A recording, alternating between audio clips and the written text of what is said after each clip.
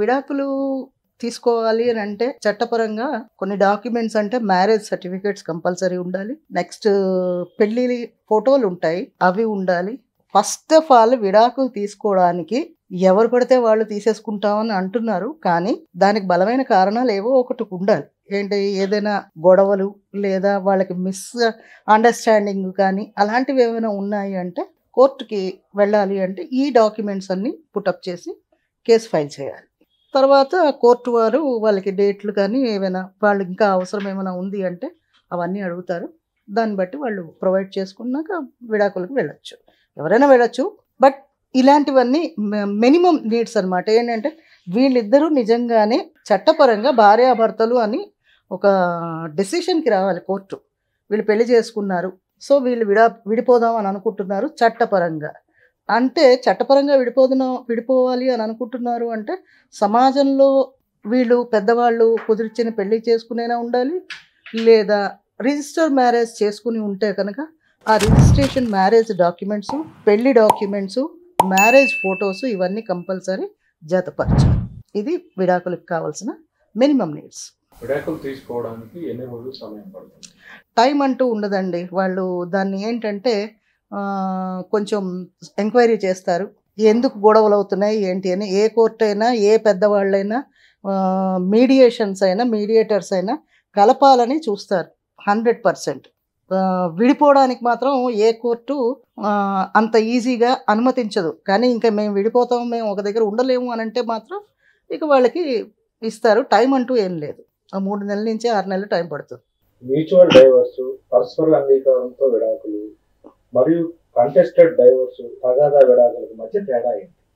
Mutual divorce అంటే section 13B ప్రకారంగా భార్యాభర్తలు వాళ్ళిద్దరూ అండర్స్టాండింగ్కి వచ్చి నేను ఇక నిన్ను భరించలేను లేదా నేను నీతోటి ఉండలేను అనుకుని వాళ్ళు అండర్స్టాండింగ్కి వచ్చి కోర్టులోని మ్యూచువల్ డైవర్స్కి ఫైల్ చేస్తారు. అది మ్యూచువల్ డైవర్స్. అంటే వీళ్ళిద్దరు అంగీకారం, మనస్పర్ధలు లేకుండా అంగీకారంతో విడిపోతున్నాము అని రిటర్న్ స్టేట్మెంట్ ఇస్తే అది మ్యూచువల్ డైవర్స్. ఒకవేళ ఏదైనా ఎలిగేషన్ ఉండి భార్య భర్త మీద కానీ, భర్త భార్య మీద కానీ ఎలిగేషన్స్ ఉండి అవి ప్రూవ్ చేసుకుంటూ వేయడానికి అది వేరే మళ్ళీ divorce. One type of divorce అది. అంటే ఎవరికి అనుమానం ఉందో వాళ్ళు ప్రూవ్ చేసుకుని వాళ్ళు డైవర్స్కి వెళ్తారు, అదొకటి. ఇక కొన్ని వేరేగా కూడా ఉన్నాయి సమాజంలోని, లేదా కొన్ని కుటుంబాలు వాళ్ళు మాకు కోడలు అక్కర్లేదు అనుకునేవి అలాంటివి కూడా ఉన్నాయి. డైవర్సులన్నీ ఒకటే, కాకపోతే ఏంటంటే దానికి పెట్టుకోవడాలు పేర్లు వీళ్ళు రకరకాలు పెట్టుకుంటున్నారు. ఏదైనా సరే భార్యాభర్తలు ఇద్దరిలోని గొడవలు కానీ లేదా వాళ్ళల్లో సఖ్యత లేకపోవడాన్ని కానీ వాళ్ళు మేము ఇంకా సహజీవనము చెయ్యలేము అని వాళ్ళు కన్క్లూజన్కి వచ్చినప్పుడు డైవర్స్కి అప్రోచ్ అవ్వచ్చు. లివ్ ఇన్ రిలేషన్షిప్స్ భారతీయ చట్టాల్లో ఏమైనా లీగల్ రికగ్నిషన్ ఉందా? లివింగ్ రిలేషన్ దాంట్లోని లీగల్గా చట్టాలు అంటే మీరు ఎవరితోటైనా తిరగండి, మాకేం సంబంధం లేదని హైకోర్టు, సుప్రీంకోర్టు ఇచ్చాయి. అంతేకాని దాన్ని ఒక మంచి దాని కోసం ఇచ్చారు, వీళ్ళు దాన్ని వేరేగా వక్రీకరించుకుని మేము ఎవరితోటైనా తిరగచ్చు అని అనుకుంటే అది వాళ్ళ కర్మ, మనం ఏం చేయలేము. దానికి చట్టపరంగా మీరు ఎవరికి పడితే వాళ్ళకి వెళ్ళండి అని ఏ కోర్టు వాళ్ళకి సిగ్నల్స్ కానీ లైసెన్స్ కానీ ఇవ్వదు. భార్యాభర్తలు అవనేయండి, ఈ లివింగ్ రిలేషన్ అవనండి, ఎవరు ఇవ్వరు, వాళ్ళ ఇష్ట ప్రకారం వాళ్ళు వెళ్తున్నారు అంతే. కాకపోతే ఇందులో చిన్న ట్విస్ట్ ఏంటంటే లివింగ్ రిలేషన్లో ఉండి కనుక పిల్లలు కనుక పుడితే వాళ్ళకి చట్టబద్ధంగా హక్కులు కొన్ని ఉన్నాయి. అంతేకాని వీళ్ళు ఎవరితోటి వెళ్ళినా మాకు లీగల్గా కావాలి అంటే అది చట్టం మాత్రం వాళ్ళకి ప్రొవైడ్ చేయదు కూడా. మన భారతీయ సాంప్రదాయంలో లివింగ్ రిలేషన్షిప్కి లేదు. కానీ ఇప్పుడు వచ్చిన ప్రజెంట్ ట్రెండ్ ఏంటంటే మేము ఇద్దరం కలిసి ఉంటున్నాము అంటున్నారు, ఓకే, అది వాళ్ళ పర్సనల్. అంతేకాని కోర్టు పరంగా మాత్రం వాళ్ళకి ఎటువంటి రక్షణ ఉండదు. లివింగ్ రిలేషన్స్ లో ఉండే మహిళలకు వారి పిల్లలకు లీగల్ రైట్స్ చెప్పాను కదా, లీగల్ రైట్స్ ఉంటాయి. ఎందుకంటే అది DNA టెస్ట్కి వెళ్ళినప్పుడు ఇతనికే పిల్లలు పుట్టారు అంటే కనుక అతని ఆస్తి మీద ఆ పిల్లలకి హక్కులు ఉంటాయి. కుటుంబ సమస్యలు, ఆస్తి తగాదాలు, దాంపత్య కలహాలు వీటిని కోర్టుకు వెళ్లకుండా పరిష్కరించుకోవడానికి ఉత్తమ మార్గాలు ఉన్నాయా? బేషుగ్గా ఉన్నాయి. ఇళ్లలో పెద్దవాళ్ళు ఉంటారు, ప్రతిదానికి కోర్టుకు వెళ్ళి జీవితాలు నాశనం చేసుకుని పెళ్లి చేసుకున్న 3 రోజులకే విడాకులు అంటారు. అలా కాకుండా కుటుంబ సభ్యులు కూడా పెద్దవాళ్ళు, ఇదివరకు మనలో చాలా మంది ఉండేవారు పెద్దవాళ్ళు, పంచాయతీ అనేవారు. కొన్ని ప్రదేశాల్లో పంచాయతీ అంటారు. కొన్ని దగ్గర ఏంటంటే సెటిల్మెంట్ అంటారు. అలా పెద్దవాళ్ళు కూర్చొని అటు వాళ్ళు ఇటు వాళ్ళు పిల్లల్ని సర్ది చెప్పి సెటిల్మెంట్ చేయొచ్చు. వాళ్ళు ఏదైనా తగాదాలు అవి ఉన్నాయంటే వాళ్ళలో వాళ్ళకే సెటిల్ చేసుకుంటారు. ఇక కాదు కూడదు అని అంటే ఇంకా ఆస్తులు గొడవలు అవి అంటే కనుక అప్పుడు కోర్టు వరకు వెళ్ళొచ్చు. కానీ లేకపోతే కుటుంబం కానీ పెద్దవాళ్ళు కానీ దీన్ని ప్రోత్సహించి వాళ్ళు దాన్ని సెటిల్ చేయొచ్చు. విడాకుల సమయంలో పిల్లల కస్టడీ విషయంలో కోర్టు ఏ విషయాలకు ప్రాముఖ్యత ఇస్తుంది? పిల్లలు కనుక మైనర్స్గా ఉంటే కనుక మోస్ట్లీ తల్లి దగ్గరే ఉంటారండి.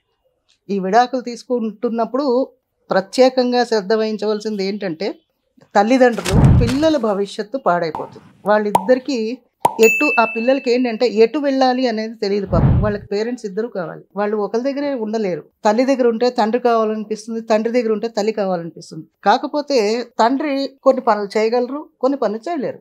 అందుకని కోర్టు ఎప్పుడు తల్లి దగ్గరే ఉంచడానికి చూపిస్తుంది. ఇక కాదు మేము తల్లి వల్ల ఏదైనా కొన్ని సందర్భాల్లో ఏంటంటే తల్లి దగ్గర పిల్లలని ఉంచే స్థితి ఉండదు. అలాంటప్పుడు కస్టడీ మాత్రం వాళ్ళ గ్రాండ్ పేరెంట్స్కి ఇస్తుంది కోర్టు. కొన్ని సందర్భాల్లో మ్యాక్సిమం 90% అయితే తల్లి దగ్గరే ఉంచడానికి కోర్టు అనుమతిస్తుంది. లేదా మేజర్ అయ్యాక తండ్రి దగ్గర, అంతవరకు మాత్రం తల్లి దగ్గరే ఉంచుతుంది.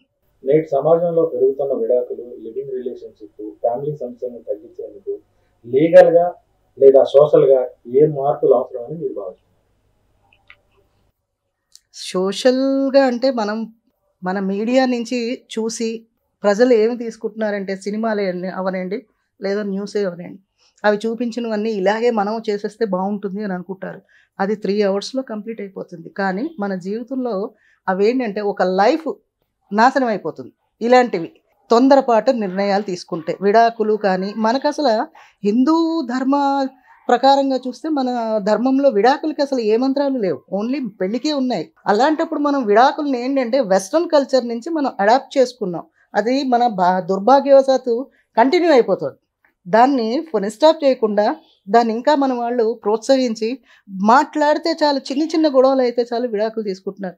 ఇలాంటివి కాకుండా పెళ్ళిళ్ళకి వెళ్ళకండి, ముందు పెళ్లి చేసుకోకండి. పెళ్లి చేసుకున్న తర్వాత పిల్లలు పుట్టిన తర్వాత విడాకులకు వెళ్తే కానీ మీ జీవితాలతో పాటు వేరే 2 పిల్లల జీవితాలు కానీ 2 అవనండి 3 అవనండి 1 అవనండి ఆ పిల్లల జీవితాలు కూడా దీని మీద ఇంపాక్ట్ పడుతుంది. వాళ్ళు చిన్నపిల్లల దగ్గర నుంచే వాళ్ళకి ఒక మైండ్లో ఒకటి ఏంటంటే పెళ్ళి చేసుకోవద్దు అని దాని మీద వ్యతిరేకత ఎక్కువైపోతుంది. కానీ చేసుకుంటారు. దాన్ని సైడ్ ట్రాక్ పెట్టడానికి లివ్ ఇన్ రిలేషన్కి వెళ్ళిపోతున్నారు ఇప్పుడు యూత్. దీన్ని పెరగడానికి కారణం ఏంటంటే కొంతకి పెద్దవాళ్లే కారణం. ఈ డైవర్సులు ఎక్కువైపోయి పెళ్ళిళ్ళు చేసుకుని విడాకులు తీసుకుని ఈ గందరగోళం కన్నా లివింగ్ రిలేషన్లో ఉన్నాము అంటే మనం ఇష్టం వచ్చినట్టు ఉండొచ్చు కదా అని యూత్ అనుకుంటుంది. దానికి కారణం పెద్దవాళ్లే. సో ఏంటంటే పెద్దవాళ్ళైనా చిన్నవాళ్ళైనా వాళ్ళ పెద్దవాళ్ళు వీళ్ళకి చెప్పాలి ఏంటని, మన కల్చర్ ఇది కాదు, మన కల్చర్ ఏంటి, మన హిందూ సాంప్రదాయంలో ఏముంది. ఇండియాలోని ఫస్ట్ నుంచి మనకేమీ విడాకులు అవి ఏం లేవు. పూర్వకాలం నుంచి ఎన్నో పెళ్ళిళ్ళు చేసేవారు. అందరూ కోర్టు ఎక్కలేదు, కోర్టు దాకా వెళ్ళలేదు, ఇంట్లోనే సమస్య పరిష్కరించుకునేవారు. సోషల్గా కానివ్వండి లేదా కుటుంబికంగా కానివ్వండి కొన్ని కట్టుబాట్లు ఉన్నాయి. ఆ కుటుంబాల వాళ్ళు ఆ కట్టుబాట్లు ఫాలో అయ్యి ఇలాంటి వాటిని స్టాప్ చేస్తే మ్యాక్సిమం విడాకులు అవ్వవు. విడాకులకు అసలు వెళ్ళరు యూత్. ఏదో కోపం మీద వస్తాయి, గొడవలు వస్తాయి, వాటిని పెద్దవాళ్ళు సర్ది చెప్పకుండా దాంట్లో ఇంకొంచెం నెయ్యి అవి పోస్తే భగ్గుమని మండుతుంది. అలాంటప్పుడే ఇవి విడాకులకు దారి తీస్తాయి. అలాంటప్పుడు పెద్దవాళ్ళు కనుక దీన్ని కట్ చేస్తే కోర్టు దాకా వెళ్ళవు. కోర్టు వాళ్ళు కూడా ఇదే కోరుకుంటున్నారు. కోర్టు వాళ్ళు ఎప్పుడు కూడా జడ్జెస్ అవనండి అడ్వకేట్స్ అవనండి వాళ్ళని కాంప్రమైజ్ చేయడానికి, వాళ్ళతోటి మాట్లాడడానికి, సంప్రదింపులు చేయడానికే చూస్తారు. కానీ విడాకులు అంత ఈజీగా ఇచ్చేద్దామని ఎవరు అనుకోరు.